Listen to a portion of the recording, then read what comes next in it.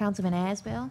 Present. Councilman Buddy. Present. Councilman Chatelain. Present. Councilman Johnston. Present. Councilman Wheeler. Present. Mayor Bodier. Present. Police Chief Walker. Here. Fire Chief Todd St. Cyr. Present. Finance Director Todd Tunion. Present. City Attorney Scott Stansberry. Present. And Municipal Clerk Nicole Lee, present. Thank you, Nicole. Just real fast, I want to go over just a couple of things and maybe just touch on a brief history of what this administration was able to do last year and going out, obtaining auxiliary funding for projects that needed to be handled in the city. I mean, I'm really proud of what we've come up with. This administration has worked very hard and very hard together. Even when we always didn't agree upon working, we still figured out a way, and we always found a way. So I wanted to report to the citizens of Harahan that in the year 2019, an auxiliary money that was not in our budget, didn't come from any taxpayers, we went out and we collected $1,366,118.16. In 1 year, that's what we've done. And I don't know if I'm going to be able to do it, but when I took office on January 1st, I made a mental note and I told my staff that I'm going to work hard in this 4 years, and I want to see if I can get as much money allocated to the city of Harahan as one budget year. So my goal is to try to reach for $6 million in 4 years, and I think we got one heck of a start with the $1.3 million that we were able to obtain in 2019.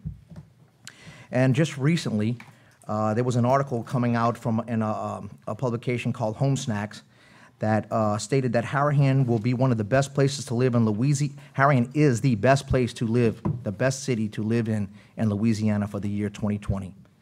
And I really attribute that to the hard work of this staff, again, this administration, police chief, fire chief, all of us working together. I think people want to come to a community where everyone's on the same page and everyone's interest is in moving, the city forward.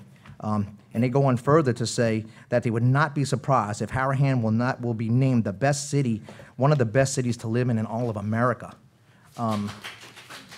So that's incredible. That's incredible for my first year, and this administration's first year, and how hard we work together. And I think that is one heck of a tribute. And again, I want to thank everyone for working hard and putting up with me sometimes and doing what we had to do to get it done. So thank you guys very much. All right, before we move to special presentations, I would like to ask for a motion to amend the agenda to add proposed ordinance number 2020-3 to ordinances for introduction.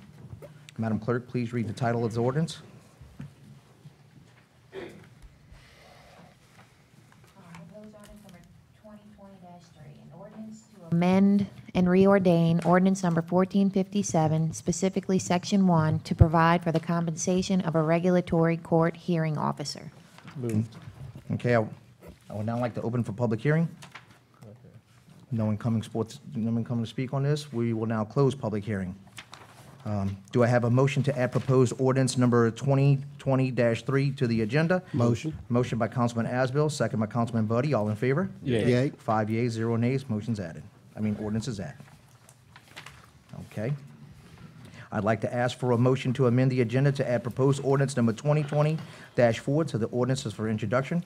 Madam Clerk, please read.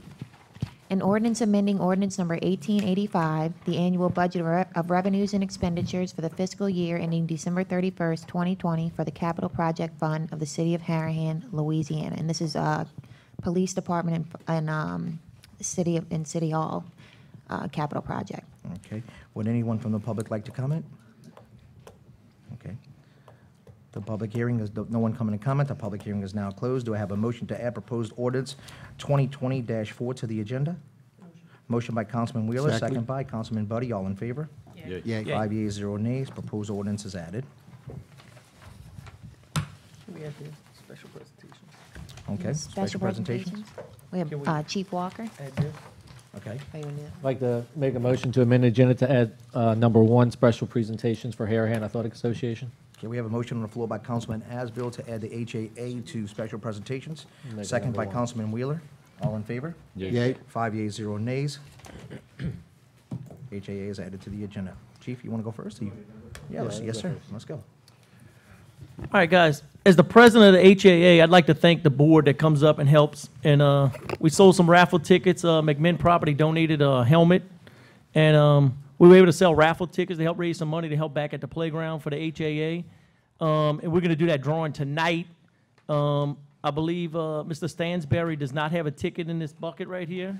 So we're going to ask him to go ahead and pull that ticket, and we'll see who the lucky winner is going to be tonight.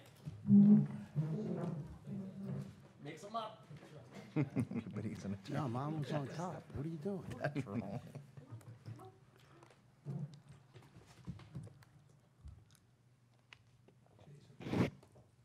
Jason Lawler, 826 Dodge Avenue.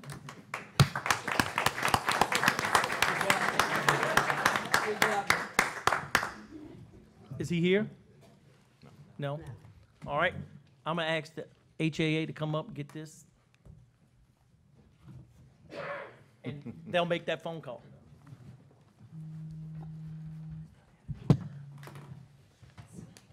Thank you. If anybody wants to check their ticket.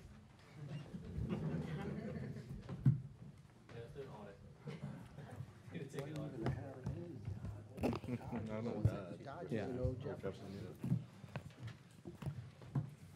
Mr. Mayor, Yes. make a motion to amend the agenda to add special presentation, add Chief Todd St. Cyr on the special presentations after communications. Okay, I have a motion on the floor to add Chief Todd St. Cyr to special presentations after communications. Where you at? Yes, right before resolutions. Second. Okay, got it. Second by Councilman Buddy, all in favor? Yay. Yay. 5 yeas, 0 nays, special presentations added. Thank you, Chief. Okay. Tim Walker, Harahan Police Chief. Mayor, Council. Notice the rise in telephone and email scams, and I've talked about it before. If somebody calls you or sends you an email, especially wanting a gift card for payment, please don't comply. Because once you buy the gift card and you give them the number on the back, that money's gone. And it appears to be going on more and more right now. We still have a problem with house numbers. A lot of people and business places in the city don't have their house numbers properly displayed, and it affects us, first responders, police, fire, and EMS, responding to emergency calls. And again, please lock your cars, take your valuables out of plain sight, put them in a trunk, or take them in the house. He said before, if you see something, say something. There's been some suspicious activity. Don't hesitate to call 911. Give the operator the location where the incident is and as much of a description as possible of the individual or individuals and a vehicle description as possible. And remind y'all that we get the drug take-back box in the lobby at police headquarters. It's open 24/7. The unused prescriptions and over-the-counter medications we'll take. And don't forget Mardi Gras is coming up shortly. So parents, before you send your children out, put some identification in their clothing in case they get separated from you or get lost, how they can contact you. Also, most people have a cell phone that has a camera. Take a picture each time you go to a parade route of what the child is wearing. So if they are separated, it's easier for law enforcement, police, or the sheriff's deputy to find that lost child. Thank you.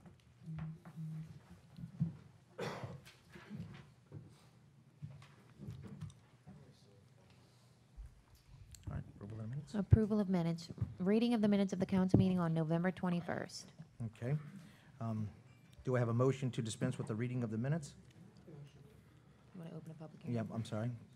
Let's go ahead and before I ask for that motion, hold on to you 1 second. I'd like to, Open public. reading of the minutes of the council meeting for November 21st, I'd like to open a public hearing. No one coming to speak forth. I'd like to close public hearing. Do I have a motion to dispense with the reading of the minutes? Motion by Councilman Wheeler, second by? Second. Second by Councilman Buddy. All in favor? Yay. 5 yeas, 0 nays. Approval of the minutes of the council meeting on November 21st. Okay, I'd like to open public hearing to approval of the minutes for the council meeting on November 21st, 2019. No one coming to speak forth. I would like to close public hearing. Do I have a motion to dispense with the reading of the minutes? Motion to Motion dispense. by Councilman Buddy, second by? Second. Second by Councilman Wheeler. All in favor? Yay. 5 yeas, 0 nays.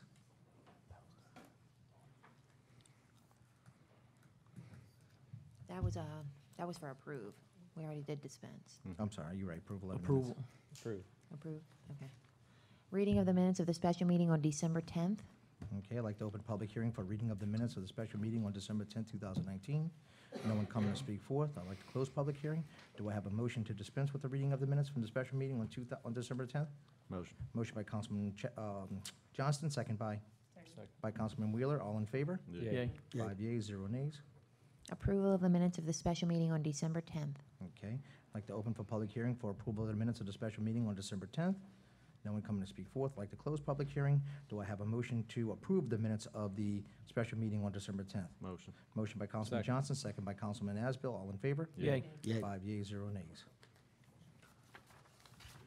Reading of the minutes of the council meeting on December 19th. Okay, I'd like to open for public hearing, reading of the minutes of the council meeting on December 19th, 2019. No one coming to speak forth. I'll close public hearing. Do I have a motion to dispense with the reading of the minutes of the council meeting, for the council meeting on December 19th, 2019? Motion. Motion by Councilman Asbill, second by Councilman Buddy. All in favor? Yay. 5 yeas, 0 nays. And approval of the minutes of the council meeting on December 19th. Okay, I'd like to open for public hearing, approval of the minutes of the council meeting on December 19th, 2019. No one coming to speak forth. I'd like to close public hearing.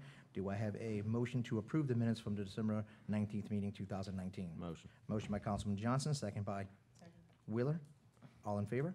Yay. 5 yeas, 0 nays. And reading of the minutes of the special meeting on January 7th. Okay, do I have a motion to dispense with the, I'm sorry, I'd like to open public hearing of reading of the minutes of the special meeting on January 7th, 2020. No one coming to speak forth. I'd like to close public hearing. Do I have a motion to dispense with the reading of the minutes of the special meeting? Motion by Councilman Asbill, second by? Second. Second by Councilman Buddy. All in favor? Yay. 5 yeas, 0 nays. And approval of the minutes of the special meeting on January 7th. Okay, I'd like to open for public hearing for the approval of the minutes of the special meeting on January 7th. No one coming to speak forth. I'd like to close public hearing. Do I have a motion to approve the minutes for the special meeting on January 7th, 2020? Motion. Motion by Councilman Johnston, second by Councilman Asbill. All in favor? Yay. Yay. 5 yeas, 0 nays. Okay. All right, communications. Reading of the minutes of the planning and zoning board on December 4th. Okay, I'd like to open for public hearing for the reading of the minutes of the planning and zoning meeting on December 4th. No one coming to speak forth. I'd like to close public hearing. Do I have a motion to dispense with the reading of the minutes of the Move to planning and zoning? Move to Motion- defer the planning and zoning minutes till next month. Okay, I have a motion on the floor by Councilman Asbill to defer the reading of the minutes of the planning and zoning meeting on December the 4th, 2019. Do I have a second? Second. Second by Councilman Johnston. Minutes are deferred. Need a vote. The vote. I'm sorry, all in favor? Yay. Nays? Yay. All right, Oh. Wait. all in favor? Yes, 5 yeas, 0 nays. Meeting minutes are deferred. All right. Chief.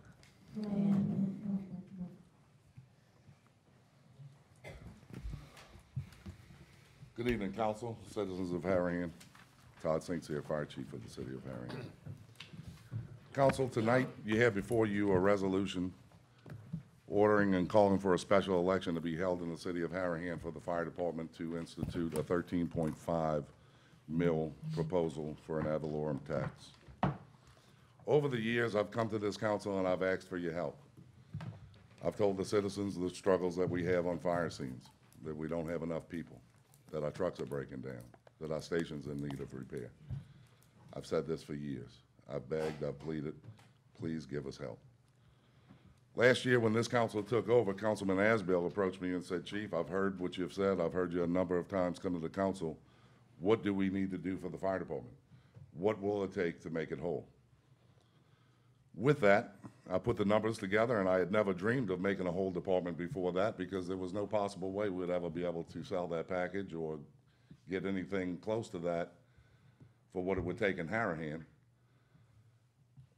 with not having the commercial corridors that the parish has or that Kenner has or that they have on the West Bank, because all that money would have to come from the citizens. And I knew for us to get whole, that would be a real tough package to sell. Even though it's necessary, we want a fire department that's whole. We want a fire department that can respond at full capacity and have enough people that get off the fire truck to effectively perform a rescue or effectively do medical response, to be able to do medical response and also respond to a structure fire. That's the fire department we want and deserve in Harahan, but how would we pay for that? I said, Councilman Asbill, I'll sit down and put those numbers together, and I did. And that fee came up to, or what that proposal would have been, was a little bit over $3.2 million per year.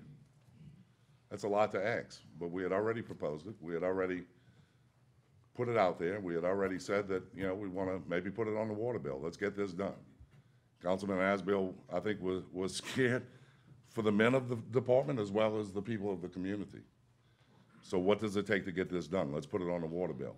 Then maybe we can come back and put a tax on and ask the people if they'll support the fire department. Well, that night and before that meeting that we had at the gym, a lot of people were not in favor. The one thing that we heard is, hey, we're not going to get a chance to vote on this. You're just going to impose a tax. And we listened. We heard what people said. Hey, man, that's too much money. We don't want to pay $3.2 million for a fire department. Please sharpen your pencil. Come back to us with something a little better than that. So I think Councilman Asbell did the right thing when he pulled that off of the thing. He heard the people, so he pulled it off of the agenda and said, you know what, we won't go that route. The people have spoken. I've heard what you said. We'll sit down and we'll work together to put together a package that we can present to the people and allow them to vote on. So that number is $1.1 million less than what we proposed in the $40 water bill fee. $1.1 million less, 13.5 mils. Does that make us whole? Does that give us the ideal fire department of what we want with a full complement of men stepping off of each truck? No, it doesn't. But what it does do is gives us enough manpower, it gives us enough training, it gives us enough money to help fix our station, gives us enough money to keep our trucks in repair and to buy future fire trucks. And it gives us enough manpower that we can get off the truck and effectively perform a rescue operation, which is what we really want. We want to have enough men coming off of a fire truck when we get called to be able to go into your house and effectively look for your children or your mother or your father or just a friend. I would feel awfully bad if one of my men were hurt or killed on a fire scene because we were trying to overdo what we should be doing, and we do it constantly. We should never have 3 men on a fire scene and send 2 men through the front door looking for anyone with no one there to back them up, but we do it all the time. One day that's going to catch up to us. We need to try to avoid that, and we need to try to have enough people on scene so that we can do what we need to do. We need to be able to shut your power off. We need to be able to turn off your gas. We need to be able to size the scene up. We need to be able to get people to get water from the hydrant. We need to be able to put men going through your front door, and we need to attack the fire at the same time. We need to ventilate. We need to do attack, and we need to salvage. That's very difficult to do with 3 men. We do have the opportunity to hit second and third alarms and get Jefferson Parish to respond to our scenes, which is great. They've been a great help to us. We couldn't have done it without them. We've had 4 major fires in the last month. 4 major fires in the last month. And without Jefferson Parish and 3rd District Fire Department coming to our aid, it would have been an actual disaster. We would have lost the structures that were involved. They do come and they do help and they are effective. That's 7 minutes into the fire. 7 to 10 minutes into the fire, they show up to help us, which is wonderful. That's great for the fire attack. But that 7 minutes, when we're trying to perform a rescue, is a lifetime. We will lose people in those 7 minutes not being able to effectively perform a rescue. So with this $13.5 million package that we're asking the citizens to support, would increase our budget by $1.1 million. That's a lot of money, but we get a lot of bang for our buck. That would add 9 additional firefighters. That would add part-time firefighters. That will add a safety and training officer, which is desperately needed. We'll also increase salaries and institute a pay matrix, which is important. We've lost over 15 guys in the last 12 years or so to other departments because of our pay rate. That's a complete turnover of our department. It's a shame. Besides that, we should pay our firemen for what they're worth and what they do. and for the risk that they take on a regular basis. So with that, I would ask this council to please support this resolution. Please allow the people of Harahan to have a voice and to go out and state their opinions of what they'd like to do. We'll be out, we're gonna campaign, we're gonna, tell people why we need the money, we're gonna get literature in their mailboxes, and at least give them a choice for the level of fire protection that they want. Thank you.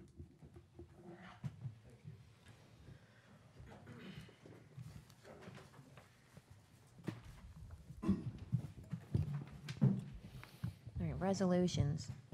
The following resolution was proposed by Councilman Aspel.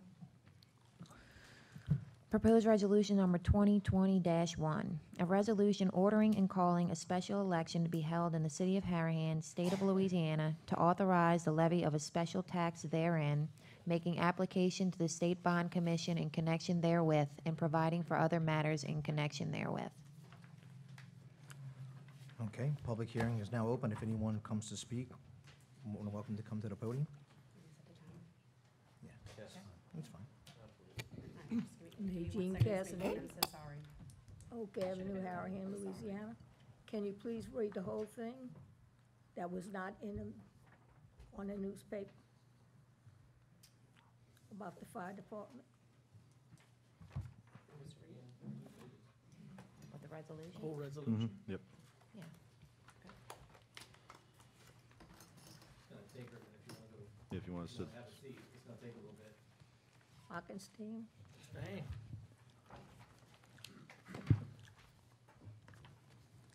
Be it resolved by the City Council of the City of Harahan, State of Louisiana, acting as the governing authority of the City of Harahan, State of Louisiana. Section 1, election call.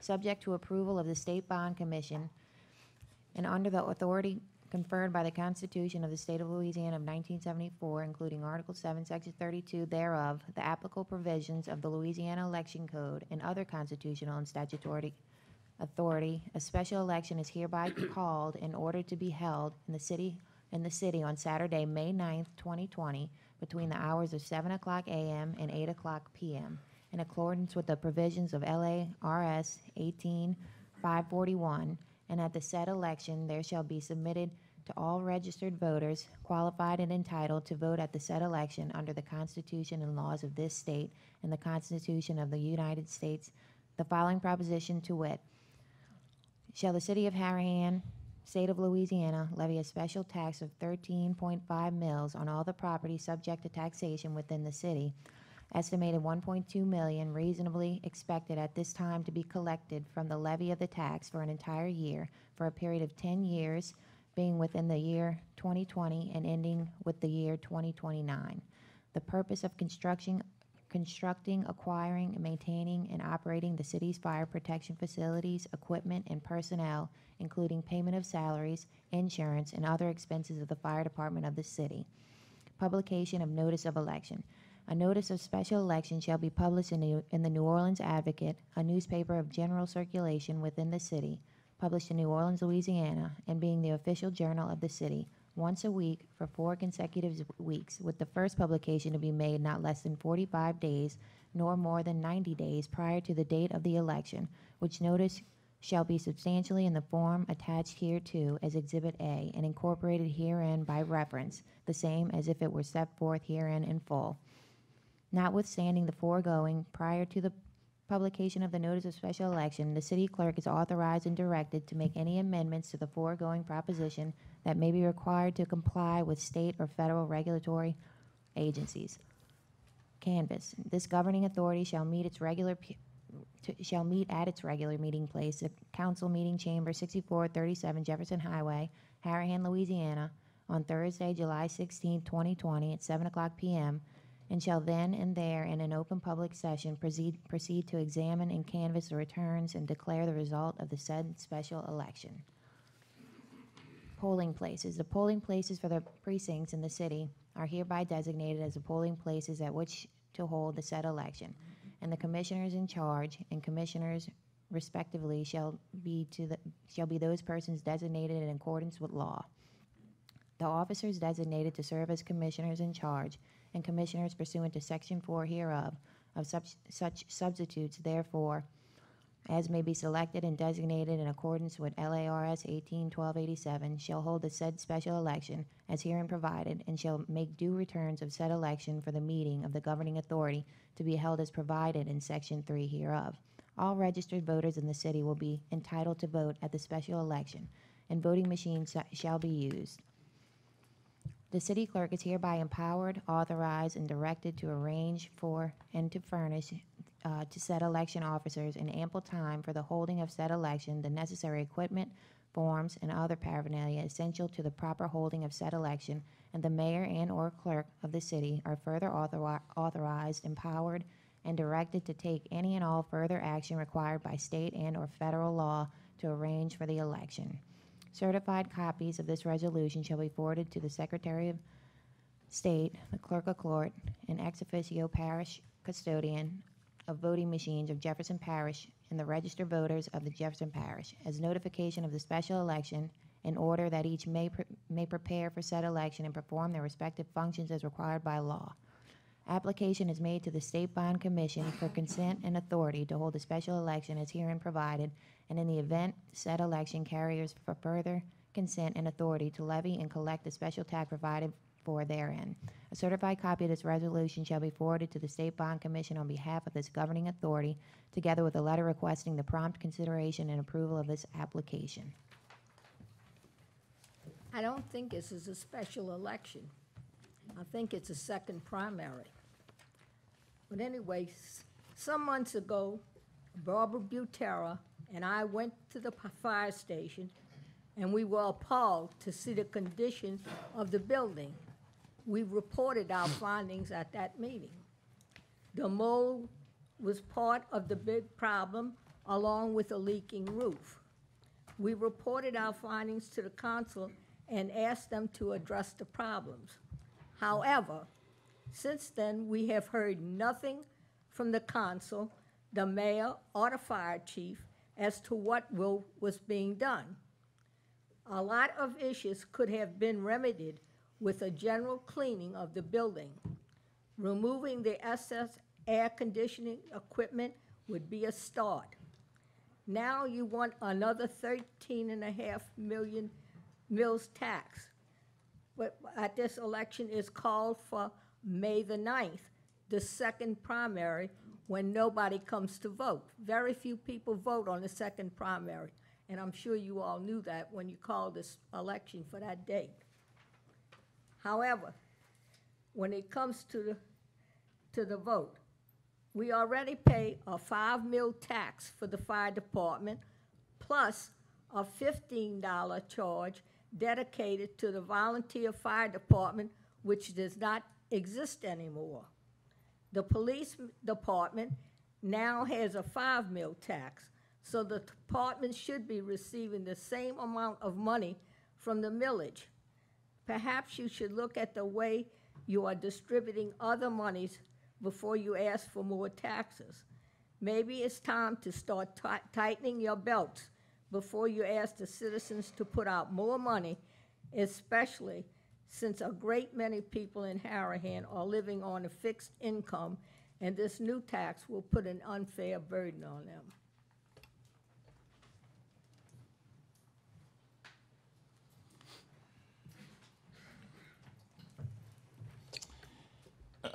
Hello, Mr. Mayor, Councilman, Councilwoman. My name is Maurizio. I live on West Avenue and McHugh. I just want to express some concern about the firefighter millage, but I also want to remind everyone that I've always expressed my support for the men or women for the men and women of the fire department. I've also expressed my concerns face to face with many of y'all, met with y'all, and also expressed their financial needs publicly. Would I have supported the $40 increase on the water bills? Probably. $40 is nothing to me. Would have hurt other people with small resources of income? Probably. Will this millage increase and affect me? Probably not. And of course, I'll be paying for 2 properties. Will this millage increase? Okay, sorry. Will this millage increase affect others, again, with smaller resources? Probably. The concerns that I have are the words "other expenses." Not knowing exactly what other expenses are paying for. Do I want Todd to hire more men or women? Yes. Do I want a new fire truck? Yes. Do I want a new firehouse? Probably. Here I stand before you publicly asking, and of course Todd did mention some of the things that he would like to have, or did his research, but also to justify the 1.2 million in revenue that it's going to create. Do I think we need a new firehouse? And to answer my question, yes. And to answer my own question, what would the cost of a new firehouse be versus repairing the old one? Would the maintenance of the old one outshadow the cost of building a new one? Well, maybe it's best to build a new firehouse. I'm just using that as an example. But you use that same example in anything that Todd may need when it comes to a life cycle, a product life cycle, truck life cycle. So that's my concern, is knowing exactly what it's paying for. Because when we know exactly what's being paid for, then we can build trust, and people will have the knowledge to understand what exactly is being paid for. Having other expenses, I mean, I just don't want it to be this open fund and to pay for things that we just don't need for a city of 9,927 people. So do you mean that I won't be able to go to Vegas? Probably, I don't know, whatever. Just checking. So I guess looking at that ordinance is that other expenses part. So I ask, please define, describe, and express exactly what other expenses mean instead of the current meaning, which sometimes maybe some people might feel shafted. You know, that's how some people may feel. But I can guarantee you, if these questions are addressed and the proposed millage is better defined, you will see increased support not only from myself, but others who would want to see this millage pass. So. Thank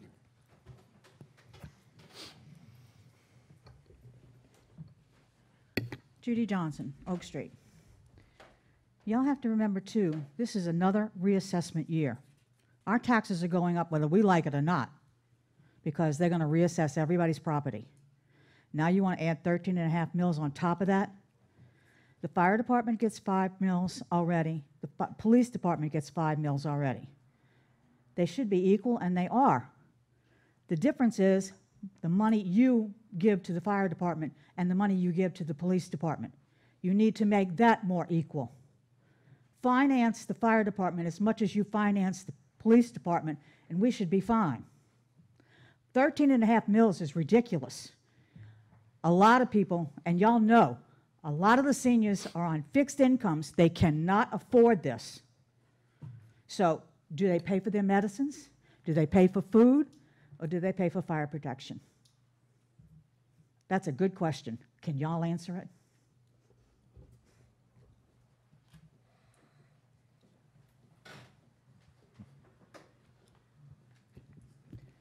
Jason Brusick, 7204 Stanley.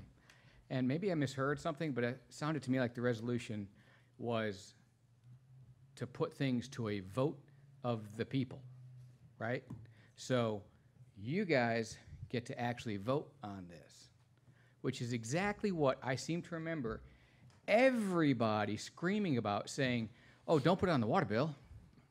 We don't get a vote. Let us vote on it. Well, here you go. Now you get to vote on it. So I don't think that this resolution has anything to do with the actual content of it. That's your job, for you to go to the polls and vote on it. If you don't like the language, vote no. If you do, vote yes. It's that simple. So all this commentary, I think, completely misses the mark, that this is about putting it to the people and letting you decide. That's it. Thank you. All right, now we're coming to speak on, I'm going to now close public hearing. Okay. All right, council discussion. I just want to go ahead and say, So we went to a meeting, it was basically discussed already. Mr. Bruiser came up here, discussed it. It's gonna go to a vote of the people. To answer Maurizio, we're gonna have literature come out, explain what everything's for. I don't know if y'all have ever been to a fire and watched these guys work. They're shorthanded, equipment's old, outdated, and they give their life to save your life or your neighbor's life. If your toilet don't flush, you want to give money to the sewer. Well, the guy whose house is on fire, he wants to give every dollar he has to the fire department to save his house. You know, fixed income. I know there's a lot of people on fixed income, but I think Social Security gives you a little increase too. These firemen back here are struggling. $10. What did the fire department get the last 10 years? Nothing. You know, so we're talking about, you know, moving these people forward. We're trying to move this city forward in a better way. Property values up in Harahan. People are selling houses. People are dying to move here. You know, I want our fire department to come in and save whoever they have to save, do whatever they have to do with whatever protection they need. That's my opinion. We put it to the vote of the people. That's what you asked for. Don't be upset with us yet. Let's go vote. See what happens. We're going to get the literature to you. See if we can move the city forward. Councilman Asbill tried last time. He got blasted. He's trying again. They went back, renegotiated, got the numbers down. We're going to try to move forward with this ordinance. If it passes, it passes. If the people don't want it, we don't get it. But if this passes and there's a fire and the fire department shows up and we shortchange, then we get pissed off at Todd. If it doesn't pass and we're shortchanged, who we should be mad at? Ourselves. He's telling you, I don't have what I need to support the fire department. I need more.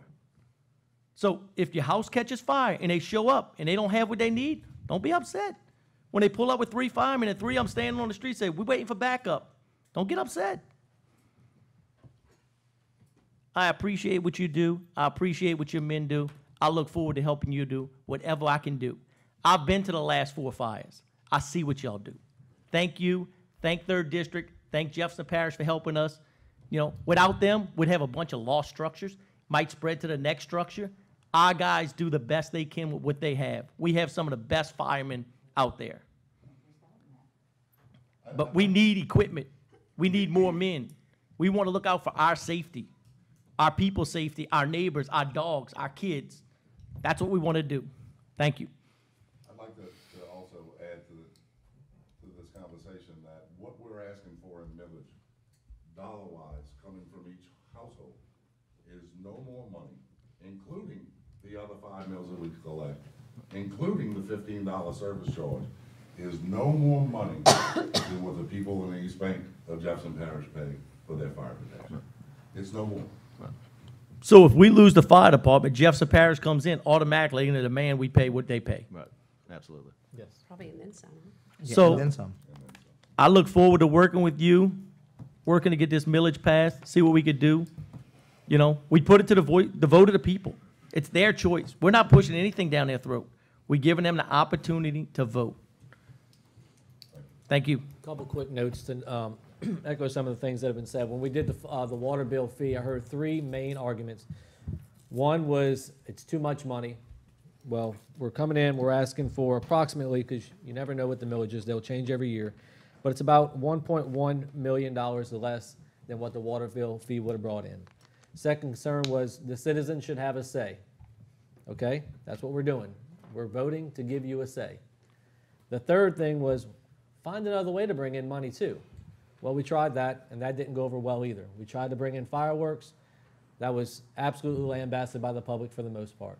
So look, we're working. We're trying to find stuff for these guys. We're trying to find the equipment and extra men and give them a raise and all that, and we just need your help to do it.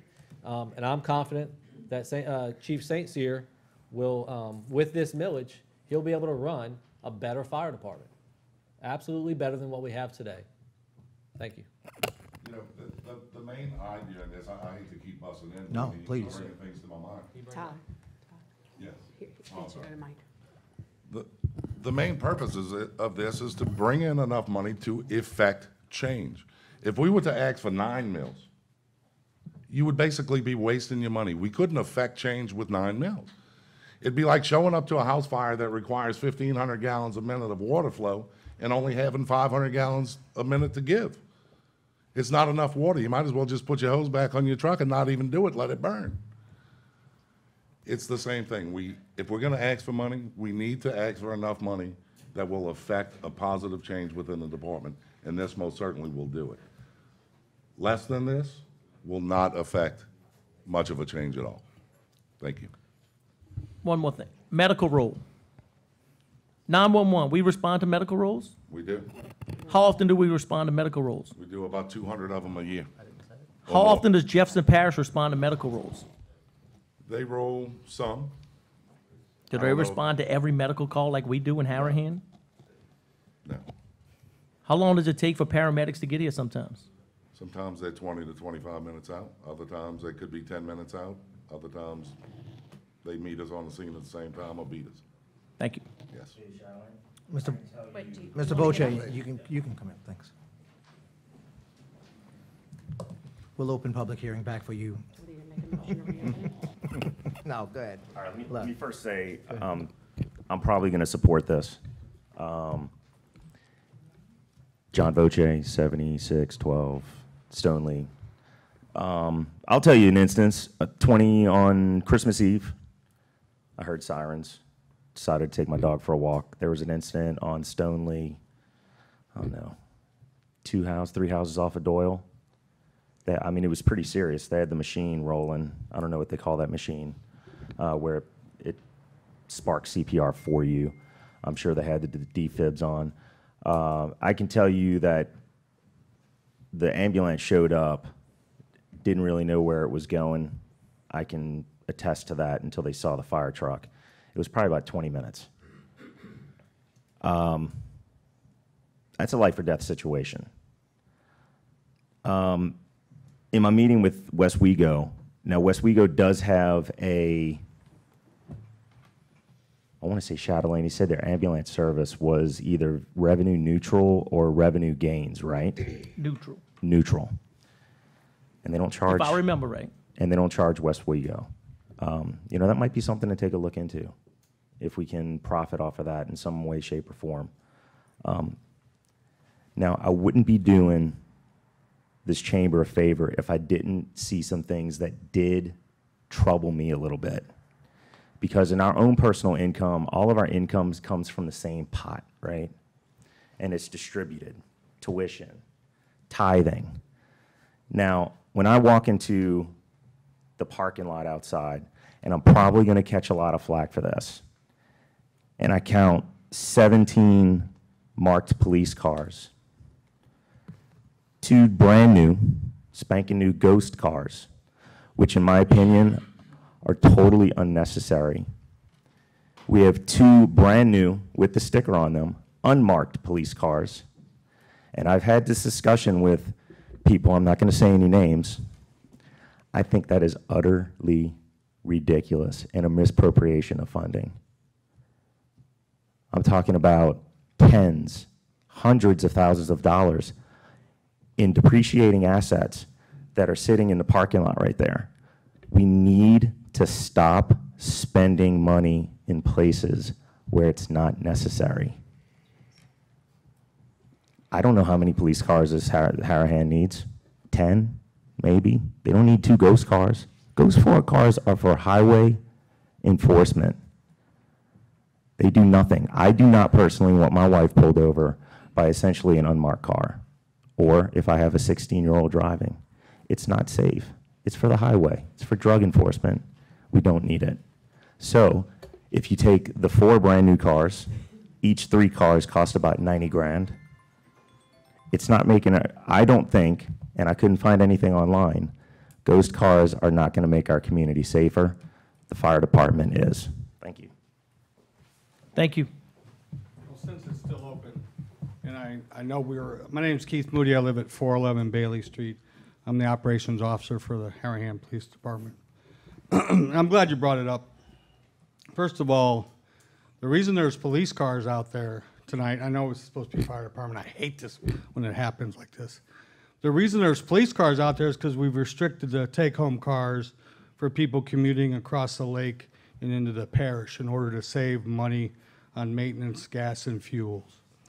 The two ghost cars out there are 2006 models that we got from auction for free from the city of, or from the parish, from Paul Johnson before he left office. They're not brand new.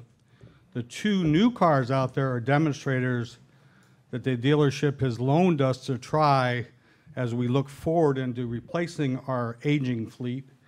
We're not going to get behind. I'm not going to apologize for having police cars out here, but what's happening now, the police officers are driving here, leaving their cars in the parking lot, their personal vehicles, then utilizing the assets of the city of Harahan so they don't put wear and tear on their vehicles. We can hopefully lower the insurance by not allowing them to take it home. Let me see what's the other. The two cars, we don't own them. They're going back to the dealership. They're not brand new. The ghost cars, which are really unmarked cars, they're actually marked cars, and they're used for traffic enforcement. The number one complaint we have in Harahan, thank God it's not rapes, murders, muggings, and et cetera, it's traffic enforcement. We just installed DigiTicket, which is basically an electronic ticketing system that allows our police officers to get, and your wives and children to get off the street in a matter of 3 minutes instead of 15 to 20 minutes. That's all based on safety. Say again? If you don't mind wrapping this up. No, I do mind Appreciate it. because I'm tired of I understand. this kind of backlash when we're supposed to be talking about the fire millage. That's right. I'm going to support the fire millage. I'm not a civil servant. I'm an appointed assistant chief. I'm going to do whatever I can to support the men and women of the Harahan Fire Department because, frankly, my officers are going out there on a fire call and dragging hoses, assisting these guys going into these buildings, getting smoke into their lungs to try to help fight these fires with these fellas. So we're with you, Todd. I appreciate you listening to me. I think any person watching this or hearing this should support the fire department as we continue to grow this community. And I'm proud of what both the fire and the police departments are doing. Thank you. Thank you.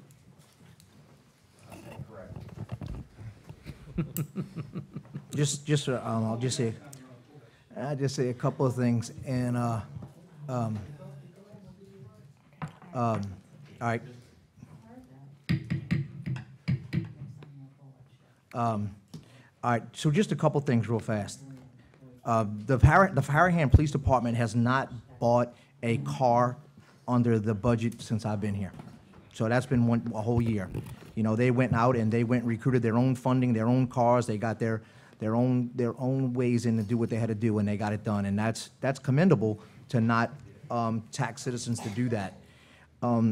Just real fast, when I took office, I made a commitment to the fire department, and we got them a small raise. It was the first time in how many years? 13 years? Over 13. Over 13 years. I mean, I don't know who stays at a job and doesn't get a raise for 13 years, but you know what? We got some great officers. There were some great firemen that have stuck around, and just with the promise of hope.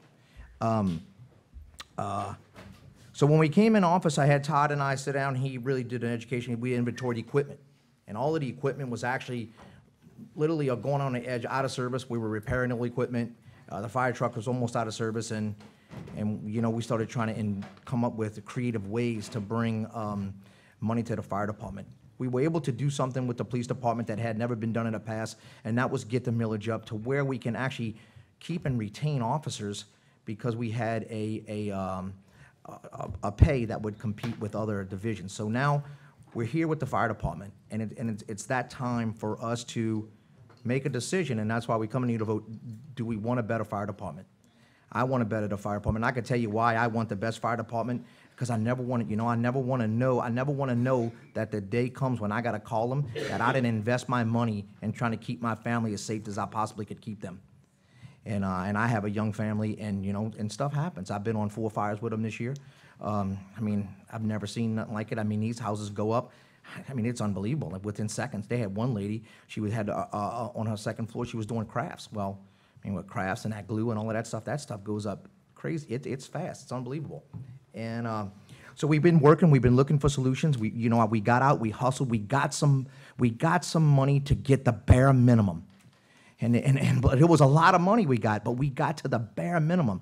And that's, so Todd and I, we came up, we talked to council, and we said, Todd, where do we go to get halfway there? If you can figure out a way to get us halfway there, me and this council and administration will try to figure out another way to get us the other halfway.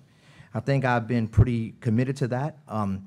We've been working hard together, and if a lot of you guys don't know, Todd is not only the police chief, but he sits by my side. I mean, the fire chief, I'm sorry. He's not only the fire chief, but he sits by my side, and he is literally my quasi-executive assistant. He helps me get through things. His family was one of the first families of Harahan. I mean, no, I don't think, very few people here know the city like he does, and so he wears two hats. I mean, he's amazing, and I think a lot of the firemen do as well. But we should support him. I mean, we should want the best for our community. It's that time. We're going to be named the #1 city for 2020. Let's live up to that. I'd like to comment. I'm a huge supporter of our fire department, have been for many years, and I know they're severely underfunded. They need additional revenues. I've had conversations with Chief St. Cyr. I'm looking for him to convince me 100% of the need for this revenue between now and Election Day. And I'm looking to Chief St. Cyr to convince the public of the need for these numbers, this amount of money, and even more. But so it is, as our mayor and council have said earlier, and Chief St. Cyr, this is all up to the voters. What we're doing today is an enabling action to allow the citizens to vote, to support the fire department. It's an up or down vote. And excuse me, I believe everyone wants a fire department, a properly funded fire department, and we're hoping that people are willing to pay for it. It's an absolute necessity. So I'm encouraging the fire chief, the fire department, elected officials to get up to speed on this and convince the public that this is the right thing to do. And once people are convinced that it's necessary and the right thing to do, then they'll vote their conscience. So thank you. Thank you, Councilman Mayor, one Budde. more comment before we vote, please. I heard it brought up about the date of the election. Listen, folks, I did not place the day of the election the day before Mother's Day. That's not my call. I wish it was. I'd be the Secretary of State at this point. It's not my call. That was the first election date that was available that worked with our timeline. If we could have done it in April during the primary, we would have done that. If we could have done it last November, we would have done that. But we were not prepared to bring this to you at that time. So now we're prepared, and we're going to do it on May 9th. And I'm looking forward to it. In fact, I'm going to have to early vote because I'll be out of town. So please get out there. If you feel so, emphatic about it, get out there and vote, yes or no. We would appreciate it. Thank you. Okay, do I have a motion to proceed with the vote? Motion. Motion by Councilman Asbill, second by Councilman Johnson. All in favor? Yay. 5 yeas, 0 nays. Resolution passes. Thank you. Ordinances for approval. Proposed ordinance number 2019-20. The following ordinance was proposed by Councilman Asbill and seconded by Councilman Wheeler. An ordinance to amend the City of Harahan Code of Ordinances to provide for the protection and promotion of the public health, safety, and welfare by regulating and eliminating those nuisances which have a negative impact upon the quality of life, safety, and health of neighborhoods where they are located. Okay. All right, would anyone like to speak on proposed ordinance 2019-20? Public hearing is now open. John Ream, 3 Ren Pass. I'm in favor of this ordinance because it helps protect the people, the residents of Harahan, from public health, safety, and promotes their welfare, and from any nuisances that may occur. Also, I'm in favor of supporting the ordinance of Harahan. For 4 years, my wife and I have been fighting for the ordinance of Harahan. For 4 years, the way the ordinance is written, This ordinance will improve our ordinances, but I don't want to change the ordinance, and especially the one on the Batcher. There's a company that's been operating for 4 years, doing something they wasn't supposed to be doing on the Batcher, and it's been in a lawsuit, and now it's under consideration as something else, but I want to support the ordinance. Mayor Carlo Ferrera, had this ordinance put in there, 5 things they can do on that Batcher, and one of them they doing back there that's not on the ordinance. It's going to court. Everything's almost been settled on the court. I think y'all need to stand up for the ordinances. I don't think we need to bow down to any company. I need to stand up for it, for the residents of Harahan. The thing that bothers me is that if one company can get away with breaking the ordinances, what's going to stop all the other companies from doing it? And I don't care about getting money advantageous. We talked to Dino Bonanno, and we talked to Billy Nungesser yesterday at the Jefferson Parish meeting, and I believe that Harahan stands for Harahan. Harahan has a good name, even though it's been in the newspapers, things going on, it's still Harahan. People know what Harahan is. They know where Harahan is. So y'all be proud of Harahan and stand up for the ordinance of Harahan. And in the Revolutionary War, it was brought up, I don't know exactly who quoted it, but it says, "Millions for defense, not 1 cent for tribute." So just remember that. We had patriots in the Revolutionary War that stood up for the people. So I want to thank y'all for standing up for the people. Thank you. I'd just like to say that I thank Jason for working so hard on this and trying to help the neighborhood to be better and not have to look at people across the street from you that don't care about their yard and their things and whatever. So I appreciate Jason and his hard work, a lot of hard work that you put into that, Jason.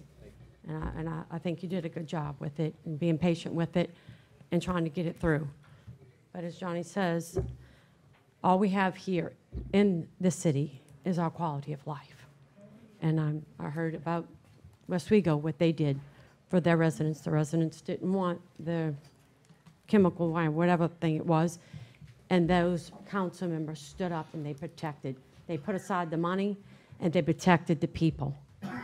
And as Johnny said, we worked very hard, diligently on helping the residents to get their quality of life back. Endless hours, endless research. And we were very thankful for the Supreme Court winning. And we're just asking y'all to put the residents first, because that's what matters. And that's the only reason why we did it. We came here to retire. We came here to do a campground ministry. We didn't even plan on ever coming to y'all meetings or even being involved in Harahan. But we knew that this was our ministry, was not only to tell people about Jesus, but also to help people when they have a problem.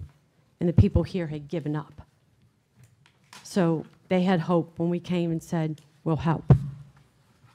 So I'm asking you with all of your hearts to remember the people. I know the city needs money bad, but God will provide. He always does. And he will provide when the city does what's right for the residents. Thank you. Thank you. Okay, I'd like to close public hearing. Any council discussion? Council, if you would, for a few minutes, we've got some amendments that I'd like to take in global if possible. You have them in front of you in this other packet here. They're redlined. Some of them are substantial, some of them not. The first one, and I'm going to go over them for the public. The first one deals with the definition of number 6 on open excavation. And I'll tell you the intent behind this, to begin with is to, I've seen them now. to grandfather in any current ongoing businesses that require excavation as part of their business. So at the end of the definition, we're adding the following phrase: open excavation shall not include any excavation existing at the time of passage of this ordinance and which is used for commercial purposes and conforms with the use regulations of the zoning district in which the excavation site is located, nor shall it include any excavation which is part of a city-approved stormwater management plan. It's the First Amendment. Second Amendment and Third Amendment come in section 58-4, and those are typos there. They say $1,000, they both should be $500, because that's the maximum the city can fine is $500 for fines. The next one comes a while back. Go to section 58, let's do line numbers, how about that? Line 278, changing prison to jail. Line 316, got the section number wrong there, I'm changing that from 19 to 58. Line 380, another typo, changing property to notice, so all properties to be alleged in violation shall be posted by either posting the notice on the window nearest the front door or the structure, or on a stake of the vacant lot. 5823 is another kind of substantial amendment. It gets rid of paragraphs B, C, and D, subsections B, C, and D, and those may conflict with the regulatory court ordinance that we had passed previously, so I just eliminated them all together. Section A sums it up real nicely. 466, deleting a section there of the code reference. It's unnecessary. Section 539, change the word city to parish.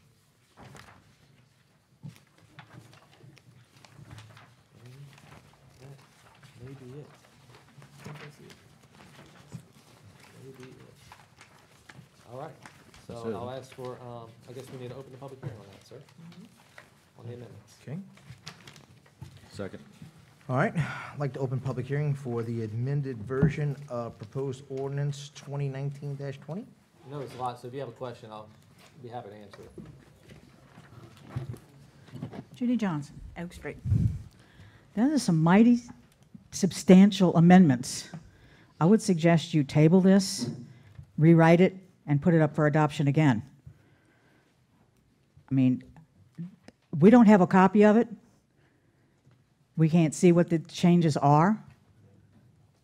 So, I mean, I don't know how y'all going to do it in this little bit of time to understand what the changes are, unless he's giving it to you ahead of time. Did he? No. Yes, ma'am. I mean, we looked at it already.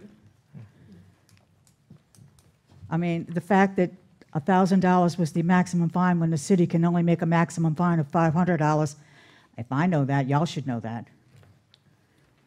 But it's in there, and that's an amendment. So I don't understand all the amendments that they have. I'm gonna interrupt. Ms. Judy, if we left it $1,000, you'd be up here chopping us up. We just changed it to 500 like it's supposed to be. I You're still up here understand that. chopping us up.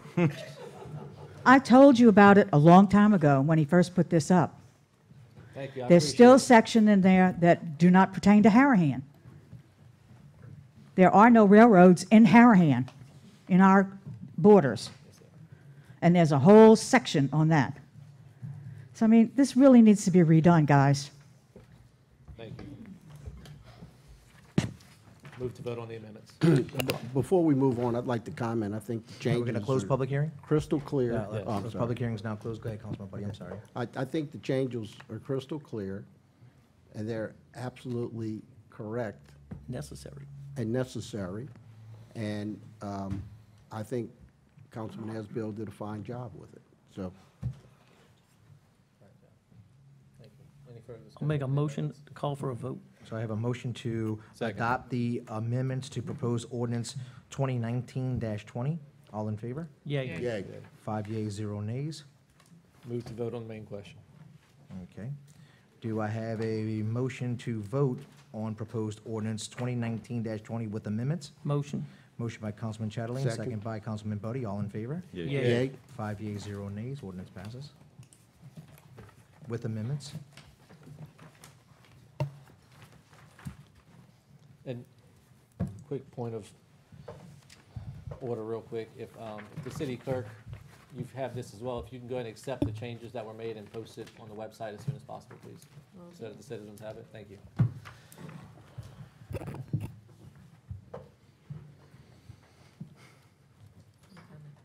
Let's go.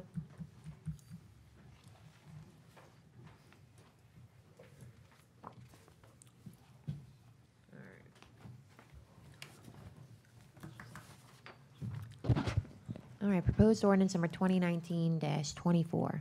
The following ordinance was proposed by Councilman Chatelain and seconded, 34, I'm sorry, and seconded by Councilman I'll take it. Johnston. An ordinance approving the re-subdivision of Lot A2B1, Sony Chapatulas Plantation Subdivision, City of Harahan, Parish of Jefferson, State of Louisiana, and the creation of private streets, sewer, utility, and other servitudes, all pursuant to a plan made by Ronald Clement, PLS, dated October 28, 2019. Okay, I'd like to now open for public hearing on ordinance number, proposed ordinance number 2019-34, the re-subdivision of Lot A2B1, Sonia Chapatulas Plantation. Thank you. Good evening, ladies and gentlemen of the council. I'm Edward Suffren. I'm with the Dwyer Cambry Law Firm. I represent JW Colonial. That's the developer for this project. What this matter involves is our preliminary approval for the proposed levee lots, which create 13 residential lots, basically adjacent to the Mississippi River levee. On December 4th, 2019, we did receive unanimous approval from the Planning and Zoning Board. We also had a recommendation from Meyer Engineering acting as staff, and they recommended approval as well. The ordinance represents approval of the lot layout only. There will be 2 other steps. We'll come back to you 2 other times for conditional approval and final plat approval. So this does not entitle us to sell lots. It just allows us to go ahead with design, and we have the engineers work with the city's engineers to design the utilities and other infrastructure improvements. The legal test for you tonight is whether this proposal and this plan meets zoning and subdivision requirements, and the answer is yes. The lot requirements far exceed, I apologize, what we propose far exceeds what the city's requirements are. So with that, we would respectfully ask for your approval, and we're available for any questions. Any questions? Thank you. Thank you, Mr. Suffren. Okay, anyone else coming to speak forth on this proposed ordinance? No one coming to speak forth. I would now like to close public hearing. Council discussion. All right, I'll start it off, I guess. Anybody else want to start? No? Okay. So we've all received an amended, I guess, recommendation from Myers Engineering, and they have recommended actually deferring this until they receive some of the revised and completed submittals and plans as described in their report. And I, in addition to that, I know that we are working on an amended development agreement with the developers. Those discussions have not gone as quickly as I'd like to, and so until those start moving again, I would ask that we defer this to till we can get something in concrete, universal, in globo, with a sewage solution, with all their lots laid out, or as much as possible, and then move forward. But I'll allow discussion for anything else. Go ahead, Eric. I'll discuss this, and this is basically preliminary approval. They're coming back to us 2 more times. This is giving them the engineer, this is telling them, guys, we like what you're doing. Go ahead and spend your money on your engineers, see what you need to do, and come back with a final drawing. So that's where I stand at it. I mean, if I came in here as a businessman and I wanted to do something, and I got shot down, and I didn't get a vote, I don't know if I should move forward and spend my money on my engineering fees and to move my project forward. So I'd like for us to vote to approve this tonight, and I'll listen to the rest of the council's discussion, see where we stand. If I can address one thing you said, and I should have said this to begin with.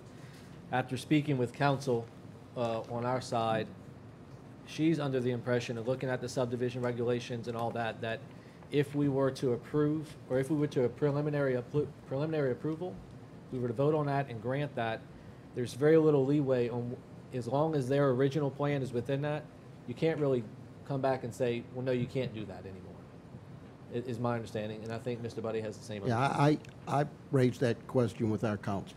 I believe that when that first approval is granted, it is full approval, subject to them building it in accordance with our requirements.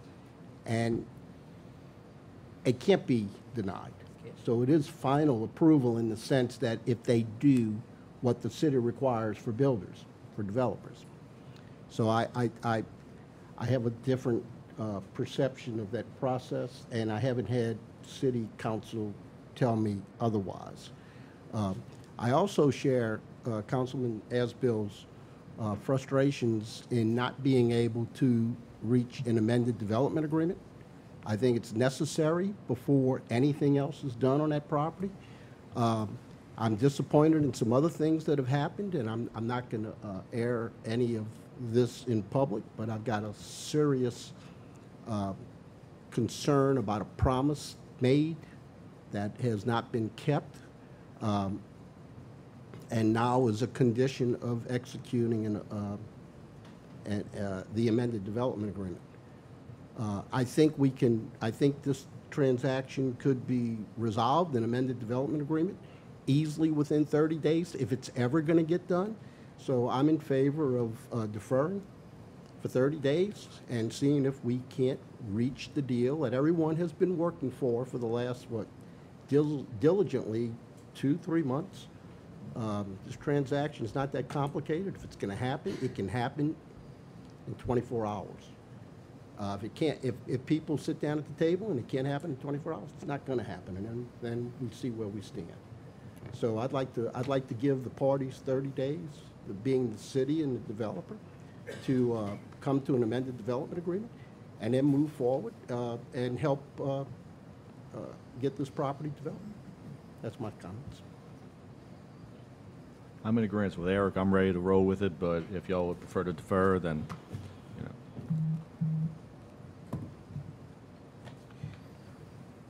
I'm on the same page with Eric. I think that I'm very cautious. I mean, I hear what you're saying. I've been in, so many phone conversations with these guys, and I think I want to believe in my heart that the good faith is there. I definitely understand your concerns, and if you feel strongly about a deferral, I mean, that's where you guys need to go. I don't have a vote on this. I just wanted to voice my opinion. I'm sorry, Mayor, could you repeat again? Did you say you're in agreement with Eric? I am, yes, sir. Okay. And I'll tell you why. It's weird. Not that I want to move with speed or any kind of rapid motion at all. What I fear is holding up the project again and causing ill will between the very little goodwill that we've established so far. And I guess that's my fear, but it's, it's, like I said, Yeah. It's not my vote. Yeah, I understand that. I think these guys will understand they're businessmen, and I've also had several phone conversations with them, and they always seem to go real well on the phone, but nothing ever gets put on paper, and I think it's time we sit down together and put it on paper so that everybody knows exactly what the agreement is for when we move forward. So let me ask you this question. Would you guys, if we can get this agreement together, would you guys not be in favor of calling a special meeting within the allotted time period to hear this again in order to not make them wait to continue 30 days if we can hammer out an agreement? Can I just say something real quick? Sure. The ordinance that's being brought before us is taking, again, the big parcel and taking out and making 13 lots. That's all this is.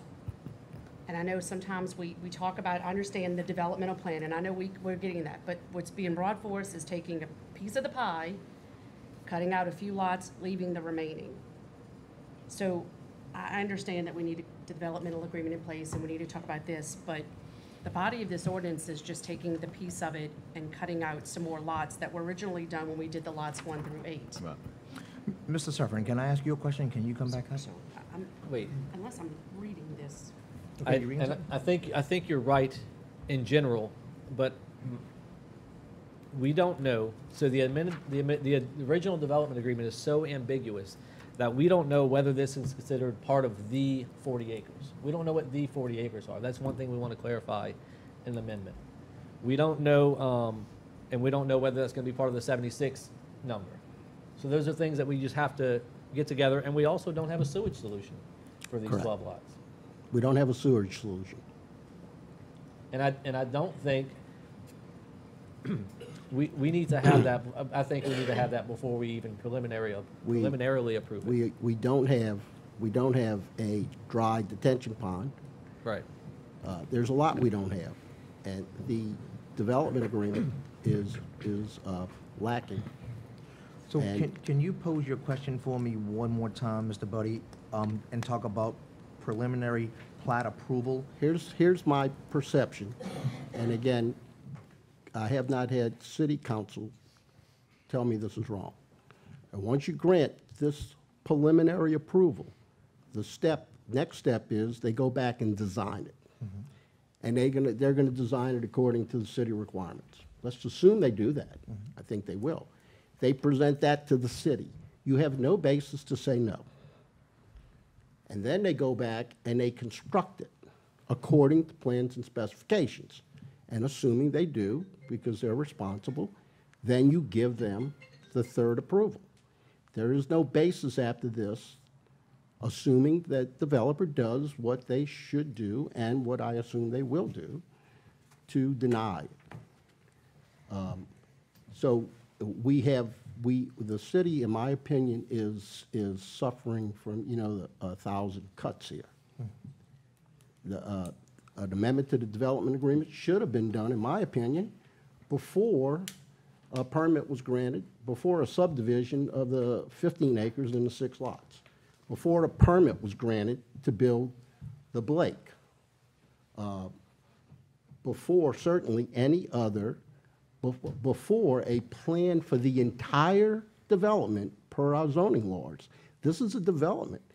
So we should be approving a plan of development, not a partial plan of development. These are my understandings, and I'm not an attorney, and I'm certainly not a real estate expert. So that's where I'm coming from there. So that's what I wanted to ask you. Give us your take on Mr. Buddy's definition of final plat approval, and what does that mean? I'm sorry, preliminary plat approval. Preliminary plat approval really is just you scrutinizing these lots. Do they conform with Harahan law?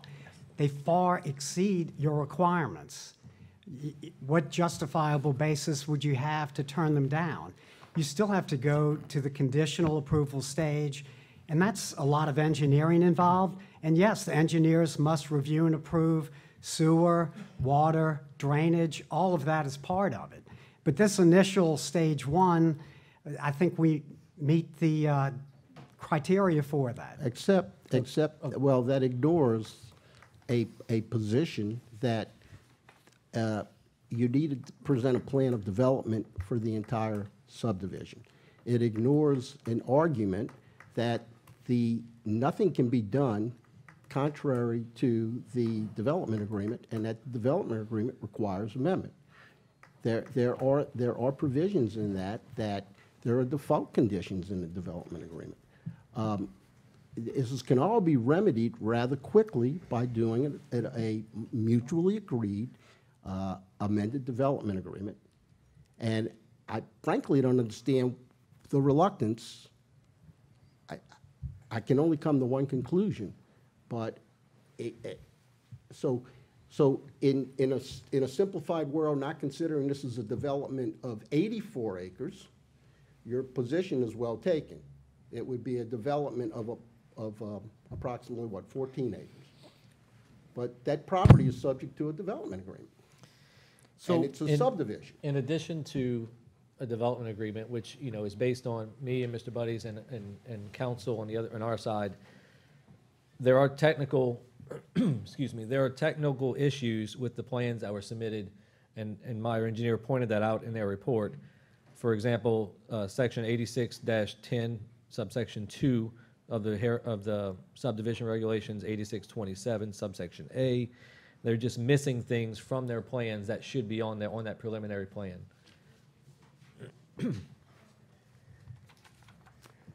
I would just submit in that regard that that would be part of the engineering and stage 2 conditional approval process. I would further submit that the development agreement does not apply to these levy lots, that there are 40 acres in the interior, and that was the restricted residential component, so that we're outside of that property, so the development agreement is not at issue. So if we approve this tonight, they come back for another approval because it's more than 4 lots, it's larger than an acre, so we have a whole nother process. But what are you gonna deny them on when they come back? I don't think If you do approve have it with another deficiencies process, now, Councilman those Chatelain. deficiencies are approved. So what are you gonna deny them on when they come back? If those deficiencies still exist, is the question, is my question. They're gonna provide sewer. But it doesn't say that. But when they come in for re-subdivision, and they want to divide it into 13 lots, they're going to be obligated to do that at that time. Or you turn down the 13 lots. But they need that now. They need that as part of their preliminary. If I was in their situation, I wouldn't want to go spending the money without y'all saying, I'm going to preliminary approve it. That's why it's preliminary. So you could work things out, go spend the money to get the engineering, to do this, to move forward. I'm confused, because I think this does subdivide the lots. I may be mistaken, but I think this does subdivide the lots. Just creates the 14 lots in the private street. Well, it does preliminary until a final plat comes Right, out. exactly, but the final plat is purely administrative. It's not, sir. We have to come back to you. There's another legislative act that requires that approval. This ordinance itself says we cannot record the plat because this is a preliminary approval. Well, let me ask the question to you then. If you have deficiencies, according to our city plan, if you have deficiencies in your plan right now, and we approve this plan with those deficiencies, wouldn't you say that those deficiencies are approved? Yes. I don't think what you have stated as deficiencies are true deficiencies at the preliminary approval stage. If we can't overcome those issues, or if the engineers can't come to an agreement and approve it, then those are deficiencies which you would have to, at the second stage, review and either approve or deny with the justifiable basis of a deficiency. Will you approve it subject to resolution of those deficiencies? You could do that. And it's also my understanding that we should be approving an overall subdivision plan. And I would think that any argument that these lots are outside the development agreement wouldn't apply if we were holding the developer to our approval of a development plan for the 84 acres. And every time we do this piecemeal, it seems the city comes up on the short end of the stick. 7 years ago, this property was approved with no agreement. We came in, we made adjustments, we put a developmental agreement on the 40 acres. As far as I'm concerned, this is outside the 40 acres. Well, the development agreement applied to the 88 acres. It's pretty clear. I didn't negotiate it, I didn't execute it, I didn't vote on it. The development agreement applies to 88 acres. I voted on a developmental agreement only because we had to put something to limit them, because before that, they could do whatever they wanted. Oh, yeah. I'm in favor of moving forward on this. I'd make a motion to take a vote. Second.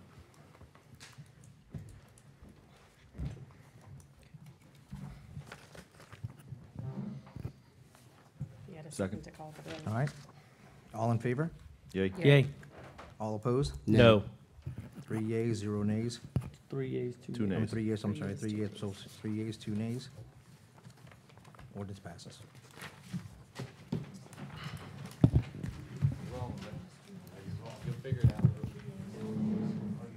So that was, that, it passed, 3-2? Okay, that's what I thought. Thank you. All right, proposed ordinance number 2019-35. The following ordinance was proposed by Councilman Wheeler and seconded by Councilman I'll take it. Johnston. An ordinance to place stop signs on Donnellan Drive at Lancashire Drive facing north and a stop sign on McHugh Street at Lancashire Drive facing south. All right, public hearing is now open. No one coming forward to speak. Public hearing is now closed. Any council discussion? No discussion. No, sir. No discussion? Let's call for Okay, the vote. I'm calling for the, can I have a Second. motion? Oh, first, motion. Motion by, motion by Councilman Wheeler, second by Councilman Johnson. All in favor? Yay. 5 yeas, 0 nays. Thank you. All right, ordinances for introduction. Proposed ordinance number 2020-1. The following ordinance was proposed by Councilman It says Chatelain. Chatelain. Charlie. Oh, sorry. An ordinance amending ordinance number 1885, the annual budget revenues and expenditures for the fiscal year ending December 31st, 2020 for the capital project fund of the city of Harahan, Louisiana. This is for the Recreation Department. And proposed ordinance number 2020-2. The following ordinance was proposed by Councilman It says Chatelain again. Chatelain. Right. An ordinance amending ordinance number 1885, the annual budget revenues and expenditures for the fiscal year ending December 31st, 2020 for the capital project fund of the city of Harahan, Louisiana, for the Maintenance Department. And proposed ordinance number 2020-3. The following ordinance was proposed by Councilman, It says unanimously. you want to do unanimous? Unanimous. An ordinance to amend and reordain ordinance number 1457, specifically section 1, to provide for the compensation of a regulatory court hearing officer. And proposed ordinance number 2020-4. The following ordinance was proposed by Councilman I'll take it. Oh, yeah. Wheeler. An ordinance amending ordinance number 1885, the annual budget of revenues and expenditures for the fiscal year ending December 31st, 2020 for the capital project fund of the city of Harahan, Louisiana, and that's for the police department in the city. There's no old business. New business number 1. Todd Tunion, Finance Director, monthly financials with budget to actual comparisons.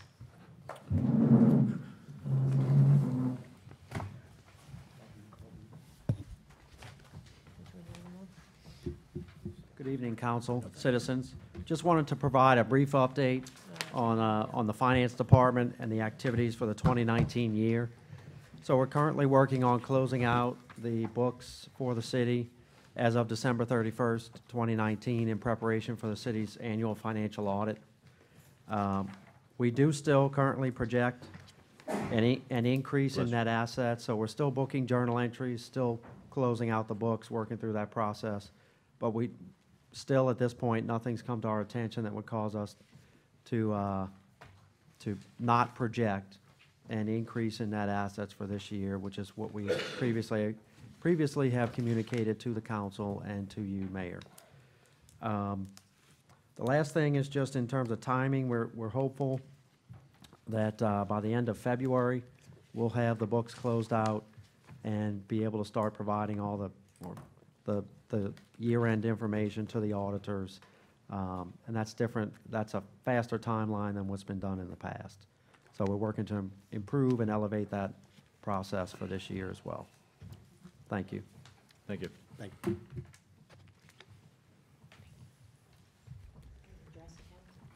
Okay, anyone like to address the council, please state your name and address at the podium.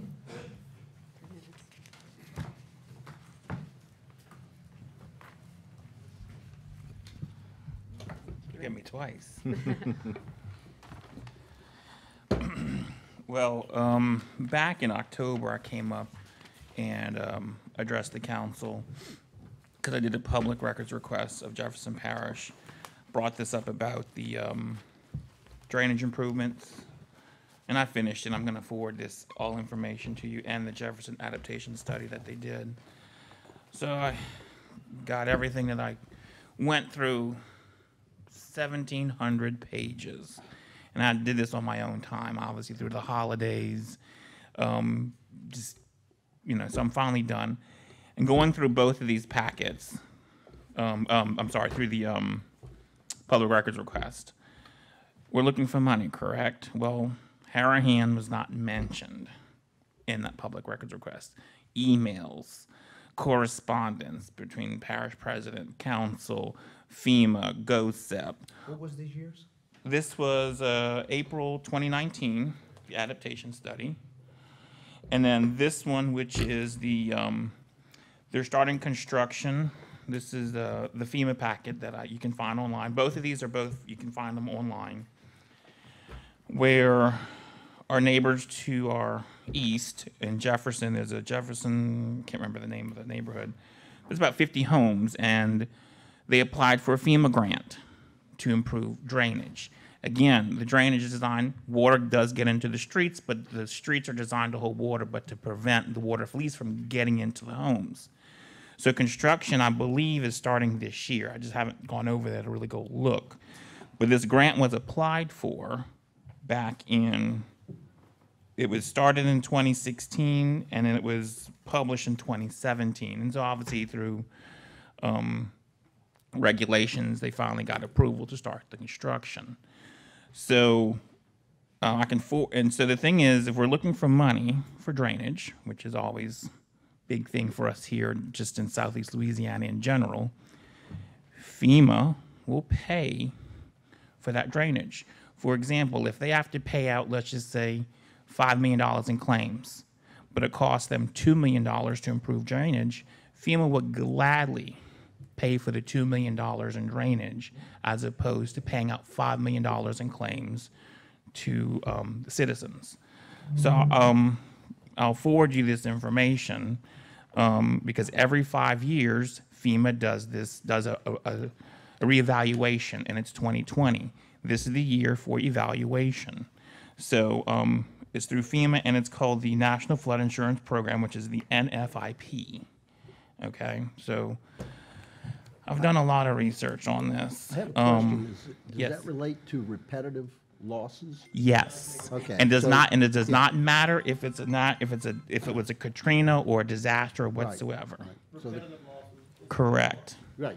So, Like but, I mean, for- that's what it's based on. And the question would be, and I don't have the answer, Right. do we have enough repetitive losses? Correct. Well- That is the question. So Well, I'm that's gonna- what this study. For example, my dad lived at 181 McHugh.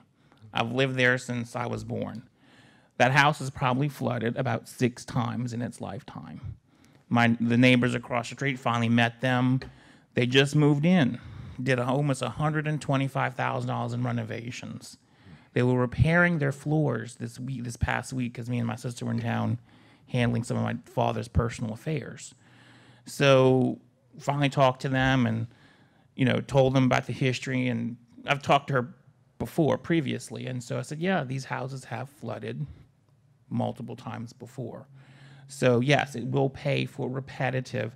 It's not going to pay for individual raises to increase your home because that's more costly, but they're going to look at the overall neighborhood. And I remember John, didn't your street start to flood on Stoneleigh? When I was growing up, Stoneleigh never flooded. Never flooded. So I have friends that live on Lancashire, Windsor, Stoneleigh. So these streets that are 1 block from the levee are starting to flood, and it seems like it's gotten progressively worse. So, but I'll forward you all this information of what the research that I found, and just notes and documentation that I took on my own, like creating a research paper and all the resources. But it's something to look at if you're looking for money. Have the federal government pay for it. It's still all of our tax dollars. So, and I'll send that to you. Yeah. Because since you're on a planning and zoning, I think that you have the ability to come up unless I allot you a little bit more time, because I've been working with FEMA. And I'm gonna tell you, it's pretty scary. The criteria that they ask for to get any kind of money whatsoever it's unbelievable amounts of information. And there always is some level of damage that you have to reach. We're actually working with FEMA right now, and I want to talk to you about two things. I want to talk to you about working with FEMA, and I want to talk to you about your neighborhood. Working with FEMA right now because at one point in time, May to July of 2019, FEMA actually opened a small window for destruction that was caused by the river being so high. I know it's crazy. I would have never have believed it. Mr. Carlo brought it to my attention, and the lady from Blue Flash said, "I'm telling you, we have aquifers all underneath the city. There's water that flows everywhere." I said, It's the ebbing of the river, yes. There's no way. I don't even believe this, right? So we were out on a job site. The first one, 2019, February. We dig down deep, 13 feet. We almost 13 feet in the ground. Boom, looks like the Clampage water shooting up out the ground. So we're working with FEMA right now just to try to get. We missed the cutoff date because we didn't know. We didn't know about it. Jefferson Parish actually didn't apply for it either. So we're trying to jump back in on that right now. We have some incredible FEMA reps that help us, but it is a lot of work. They're gonna deny you, but Oh, you they still always- have to, but eventually it's gonna go You're spot through. on. And that's exactly what's gonna happen. So your neighborhood, I have actually someone filming all of the drain pipes in your neighborhood, and the main cause of what's happening in your neighborhood and even Stoneley and that whole area is that it was kind of built in parts. And as they built in parts, and I don't know why wouldn't you just run pipes clean straight up to the highway, but you're not. It's like this and that and this. And there's and like that. an L right to And it all Colonial. ends up right there in front of, right behind the Larcella property, and that one drain right there, believe it or not, the entire subdivision comes through and ends up there. And what we're looking for now is we're looking for breaks. We're looking for, because one break in that system somewhere is gonna back up a lot of homes. I mean, I've been there. We've seen the crazy rains that we've had last year. I've been waist high in water, especially Mother's Day. My wife and I was out raking drains on Mother's Day, trying to get debris out of the drains. You know, I've seen it, and it comes up so quick and so fast, and that wasn't even my main concern. My main concern was how long it took to drain. And so that's what we're doing now. We're filming pipe. It costs a little bit of money to do this, but we gotta have a solution there. Also, we're looking at purchasing our own bypass pump. Before I came, the previous administration rented a bypass pump for 13 months to bypass a sewer lift station that was down. They spent a little over $110,000 to rent that bypass pump for 13 months. However, to buy that bypass pump is less than $100 grand. We do have a situation coming up on Imperial Woods where Lift Station 5, Harahan Oaks, where the Lift Station 5 is basically being held in the air by pipe. So we will have to be down that lift station will be down for some time, and we'll have to use that pump. But we're gonna buy our own bypass pump, put a maintenance agreement on everything. My point being is that if we can catch it, and it does happen again, I've also communicated with them that, what if we get this bypass pump in these flooded areas and get this water to the highway as fast as we possibly can? Just one pump. And I think it'd be a good Band-Aid right now, but of course, nowhere near solves the problem. I'm very happy that you did the study. It's awesome. This is why we will be the best city in Louisiana for 2020, because of citizens stepping up to the plate like you and getting involved. And so, man, thank you so much, and let's get to work on it. Right, I just wanted to bring it up, and I'm gonna bring you in FEMA meetings, though. I'm gonna. That's fine. That's fine, because I've done a lot of research on it, and of course. So you're the chairman of the FEMA committee. Oh, thank you. Appreciate that. Appreciate that. You and John Polche, y'all can chair that committee, I'm sure. Because I will bring it up at the next parish council. Yes, sir. Especially this adaptation study, And so let me which ask you- Jefferson Parish did, right? And Harahan mentioned in it. Let me So point out, I'm very close with the Jefferson Parish delegation. If there's a time where you need to make that connection, or we need to get in there and meet with one or anyone individual where you want to meet with, reach out. I'm sure they will make it happen. Oh, The yeah, new they will. administration is amazing. So, they know who I am too. you got it. Thank you.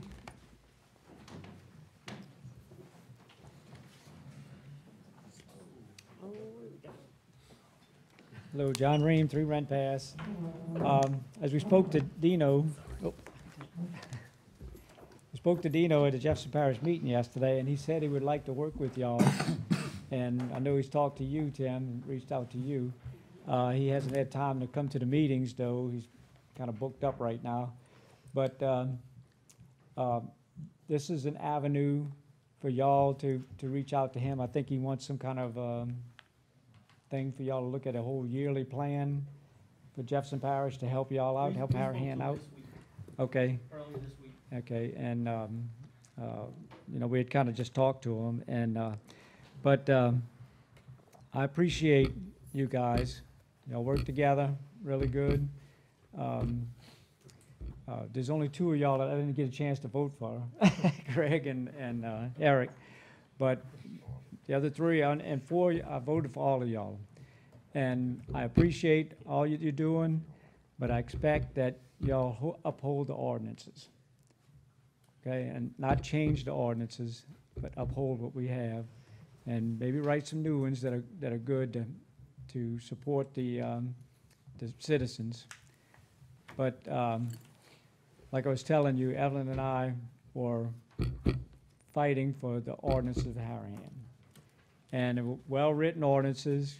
Mayor Carlo Ferrero, under his administration, they actually won an appeals court, a federal appeals court ruling because of that ordinance, and on the Batcher.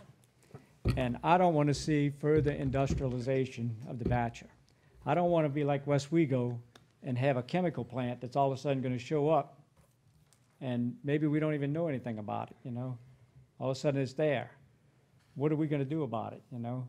So I think we need to stand up for our ordinances that we have on the books right now, maybe write a few good ones that take care of the citizens and the community, to update them some, but not to change what needs to be on, for the welfare of the people. Now, that ordinance was written because they wanted to do an offloading dock back here. And as you know, up and down the river now, they got all these ships that are unloading in the river, and they're violating, well, they're not violating, they just don't have the right DEQ requirements. They were able to bypass the grain elevators, which paid millions of dollars so that they could contain the contamination from these ships. So now they just do it in the river, and it's causing all kind of trouble in the communities. That's why we have ordinances. We don't want that here. Harahan is a quiet neighborhood community. We want whatever's going to be done on the main thoroughfares, not in the backwoods. And we need to protect our Batcher area. And there's too much industrialization on the Batcher area. We're losing all of our wildlife refuge, and there's too much going on there. So I appreciate you guys. Thank y'all. Thank you. Sorry about that. I guess because we haven't been talking, you know, and we. You cut your hair? Yes. She did cut it. It's very nice. Finally. So anyway, I don't want to run out of my minutes, but, you know, we appreciate this council highly. And we're very thankful that you're in the seat right now. Thank you. And you asked us to, you know, just kind of, don't talk for a little while, you know, and we're going to handle things. And we did. We did that. We said, you got it.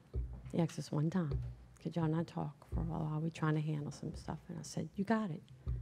And we didn't. We didn't get up here.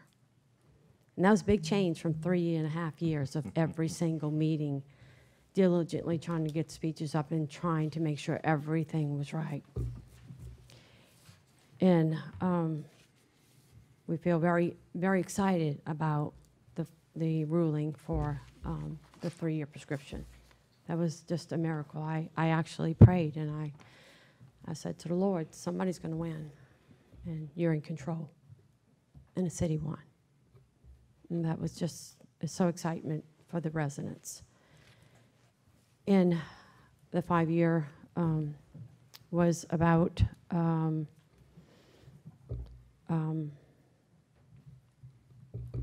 I'm sorry. The 5-year was about, you know, that from Benny Mosca, you know, doing that with the trees. And then the time that Tina cited them was under 5 years. And she specifically said it in her reading, her final, and we have it. And we sent it to y'all already. And what was really debated at this last couple court cases was fines and penalties and time to move it. And I think they weren't willing to pay anything. And so that was, I guess, not acceptable, you know. But we believe that the residents deserve to have their quality of life. The compost as it is sitting is not any odor to it. That we have never smelled any odor since they stopped doing anything back there. And it's been a real blessing to the residents. The residents think it's going to move. That's your decision. You're the council, you're the mayor. But for it to start up again would be just simply awesome, simply awful. It's like telling us you worked for nothing. Evelyn and Johnny, you did all that work for nothing. And I think that would be just simply awful. You know, there was discussions of maybe they can do something else with it. You know, maybe they can have a ballpark. Maybe they can have that's what Sarah said when she came here. I didn't reject it. She called me twice. And I said, thank you for calling. When she called the next time, I said, thank you for calling. Very polite to her. But I said, it's not up to me anyway. If they want to put a ballpark, that's not up to us. It's up to the residents. But to turn around and win in the Supreme Court and turn around and have her to give her specifications if it was under 5 years and turn around and, I'm not saying y'all doing this, so please don't, I'm not expressing that fact, okay? But to turn around, if that was possible, to change the ordinance and allow it, it's just heart-crushing. It says you work for nothing. And we work diligently without any pay. In fact, we spent thousands of dollars. And we don't expect anything in return because the good Lord knows how to give us back what we did. But we were called here for a reason, and I'm finished. We were called here for a reason, and that reason was to help. And we did it from our hearts, sincerely. So I'm just asking you guys to please take it to heart. I know the city needs money desperately. I understand that. But it's the residents that matter. And please, Thank you. please take that to heart. So thank you. Thank you. Thank you.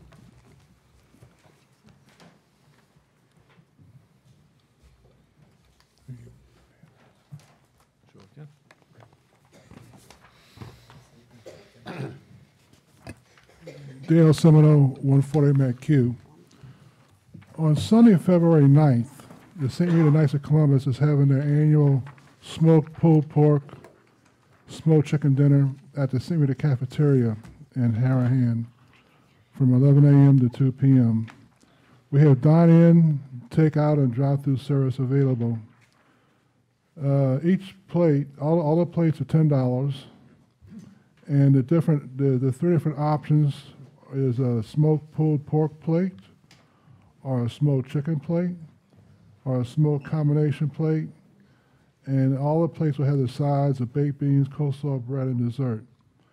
Now, the smoked chicken sells out very, very fast. So this year, we borrowed a second smoker. We're going to have 2 smokers going the night before. We're going to be smoking a whole lot more chicken. So we wish to invite everyone to come and have a good dinner. 2 more quick things about the flooding of McHugh and the south side of Jefferson Highway. There's been definite change this past few years on the flooding on the south side of the highway, especially McHugh. It used to be when the street flooded on the lawns and close to the houses, when the rain stopped, almost right away, the street would start draining off very quickly. Now, this past 2, 3, 4 years, when it rains enough for the street to flood and come up on the lawns almost to the houses, when the rain stops, it might take 2, 3 hours before the water starts going down. So something's happening there. I still believe that the best solution is a small pump to the river that was denied several years ago, but now the criteria has changed, and perhaps maybe now the criteria is met for a small pump to the river. Also, if that's probably not, I hope that happens, but in the meantime, There's also talk on the development of colonial property, a drainage pond that would be dug deeper, besides draining the water from the property into that pond. To be a good neighbor, there was a promise to help the input from the neighborhoods on each side. So I'd just like to find out if that is still something that's on the table or not. And finally, what I want to say, and this touches my heart, with all the turmoil and trouble in the world today that we see in the news every night, and it seems like it gets worse and worse and worse, as a proud veteran that served my country, I want to ask God to protect our country. I ask Him every day. And finally, I want to say, God bless America. Thank you. Thank you. Okay, and no one else coming to speak forward? Public hearing is now closed. Hold on. Oh, special. Oh, Open again. sweet Mary. Just want to go on the record and apologize to Chief Walker and Assistant Chief. I truly apologize. Would be nice to know that we got something for a bargain, though, right? Yeah, Everybody yeah. likes a good bargain. Yeah. But just to go on the record. Thank you, John. Thank you. Thank you. All right, now public hearing's closed. Okay, Madam Clerk. All right, Secretary's report for December 2019, $516,444.83 in reports. Chief Walker. You ready? Yes, sir.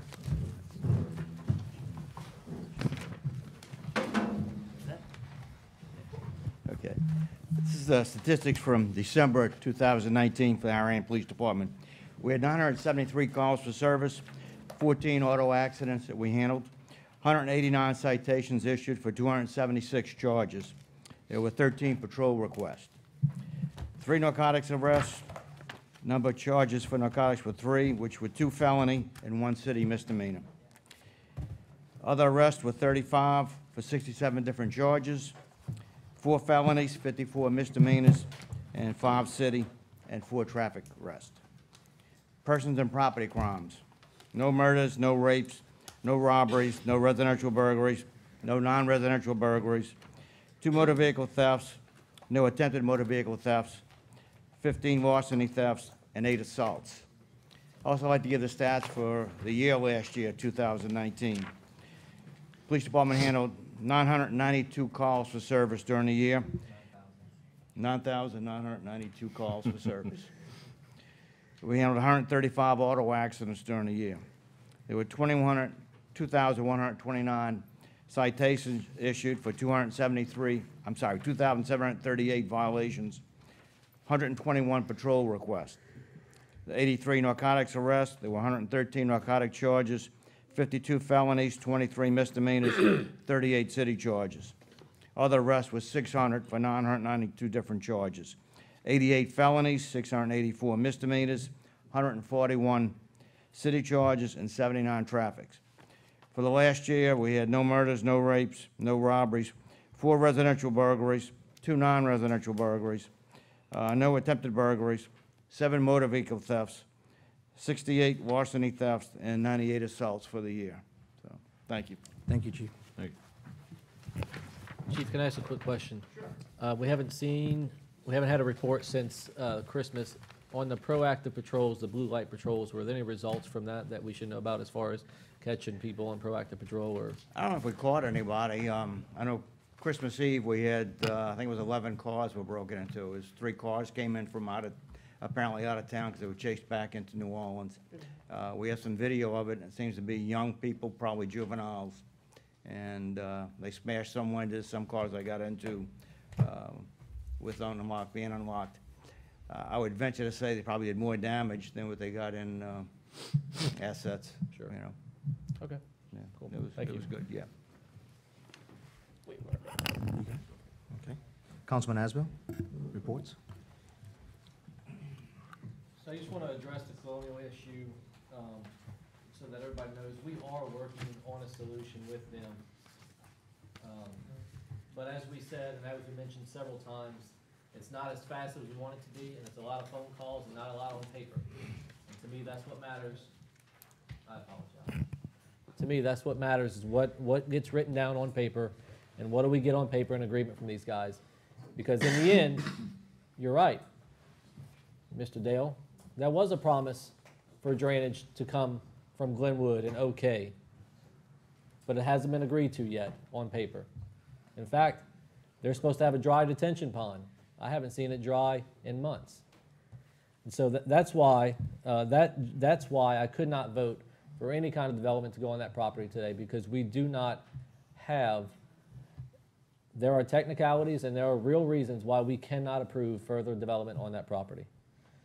Other than that, thank you. Parade season's about to start. I hope that everybody has a safe and happy parade season. We'll see you back before Mardi Gras. And finally, I want to thank this council for their vote to allow the people to have a say on the fire millage. And I want to thank the fire department personnel for being patient and trying to find a solution on this. Thank you. Have a good evening. Councilman Bodie? No comments, thank you. Councilman Chatterley? Guys, y'all sat here, y'all watched us disagree. We did it pretty cordial. They're all my friends. We just have a different opinion on what's going on. I agree with a lot of y'all. I disagree with a lot of y'all. If there's something I could do to help y'all, let me know. I'm looking to move Harahan forward. Thank you. Councilman Johnston? No report. Councilman Wheeler? No report. Just want to say happy Mardi Gras and happy Valentine's Day. In case we're not back before the next meeting, because I'm not even quite sure what the next date is. And I just would like to take a couple of months ago, Ms. Judy Johnson pointed out to me that we had a resident turning 90 years old, Miss Anna Fontana. And I had enough time to get there and get a proclamation to her, make her feel like, you know, she was such a part of the city, and she truly was, truly a matriarch, one of the Harahan's matriarchs.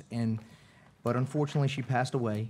And you know, and I want, you know, our heart's going to go out to the family. You know, when Harahan loses knowledge and our elders like this, it's always, you know, a hard thing to lose. And so if you don't mind, I would just like to take a moment of silence for Miss Anna Fontana. She was pretty spicy, and maybe she'll just hear us for 1 second.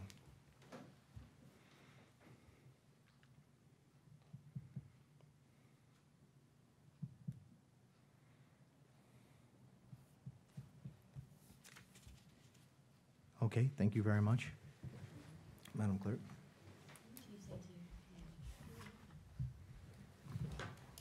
Thank you. I would, but I'm too hungry. All right, pay bills in December. Bills paid in December, let's see, $793,484.61.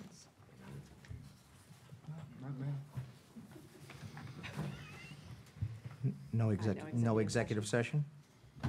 Okay, do I have a motion to adjourn? Motion. Motion by Councilman Johnson, second by Councilman Wheeler. All in favor? Yay. Yay. 5 yeas, 0 nays. We are adjourned.